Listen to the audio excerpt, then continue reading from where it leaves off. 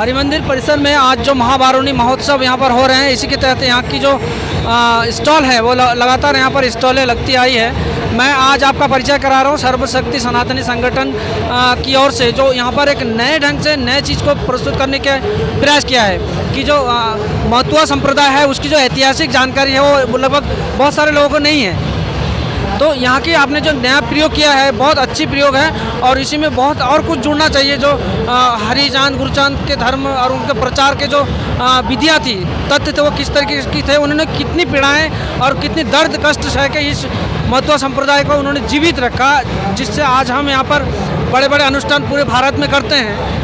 दिनाजपुर के अलावा भी उत्तराखंड में जहाँ पर बंगाली बाहुल्य क्षेत्र है वहाँ पर भी महाबारुणी स्नान यहाँ पर हो रहे हैं। और आज दिनाजपुर में सबसे जो जिसको द्वितीय उड़ाकांडी कहा जाता है, और यहाँ पर आपकी संस्था एनजीओ और ट्रस्ट जो है लगातार यहाँ पर स्टॉल लगाती है, जिसमें चिकित्सा सुविधा, प्रसाद वितरण और जो शीतल पेय हैं वो लगातार आप लोग करते हैं। लेकिन ये जो प्रयोग आपने अभी नया किया है, जो उनके ऐतिहासिक धरोहरों को आम लोगों तक, आम भक्तों तक पहुंचाने की, ये बहुत अच्छी प्रयास है। मैं आपको बता दूं कि इसकी जो फाउंडर है वो श्रीवास हलदार जी हैं, जो इसके फाउंडर हैं, और इनके साथ जुड़े हैं अली विश्वास जी। तो मैं इनसे ये जानना चाहेंगे कि ये जो प्रदर्शनी है, जो चित्र प्रदर्शनी, इसकी जो उद्देश्य क्या है और किस तरीके से आप लोगों ने तैयारी की और आगे की, और क्या भक्तों को जानकारी देने की आपके प्रयास रहेंगे? देखिए, सबसे पहले मैं आपको धन्यवाद देता हूँ, और दूसरी बात जो है, हमने उस जिस चित्रकार ने इस 60 फुट जो बैनर किया है, उन सर विमानेश चंद्र विश्वास, उन्हीं बांग्लादेश से बिलोंग करता है, और उनसे मैं कुछ दिन पहले ही मिला था। तो उन्होंने महुआ जो हमारा संप्रदाय है उनके ऊपर एक बहुत पेशकश किया है। उन्होंने पूरा जो हमारी महुआ के बारे में एक चित्र के द्वारा सबको समझाया है। तो मैं उसका पहले एग्जांपल आपको देता हूँ। जो आज से करीब 200 साल पहले जब ठाकुरबाड़ी लोग जाया करते थे, तो उसमें क्या क्या परेशानी होता था, सब कुछ भूल के भी प्रभु की दर्शन में जाते थे।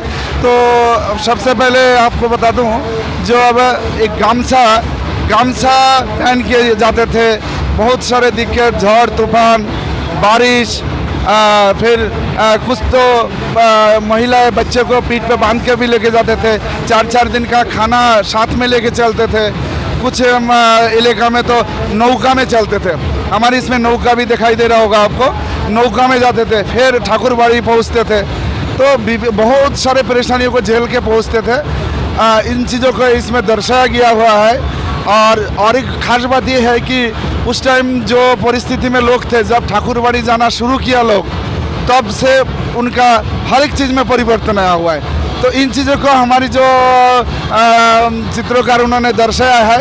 एक चीज़ और भी लास्ट में दर्शाया गया है कि जो हम वहाँ पर ठाकुरबाड़ी हर तरह की पूजाएं भी होती है, उसका भी यहाँ पर जिक्र किया है। जैसे दुर्गा पूजा होता है, फिर उसके बाद शिव जी का पूजा होता है। तो इसमें बहुत सारे चीज़ है। शायद हमारे मतलब अगर आप कभी सामने इस चित्रों को देखेंगे तो आपको बहुत ही पसंद आएगा।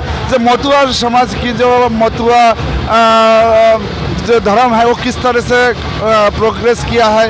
तो मैं सबसे, इसका नाम है अंधकार थेके आलोके महुआ दर्शन, अंधकार थेके आलोके महुआ दर्शन।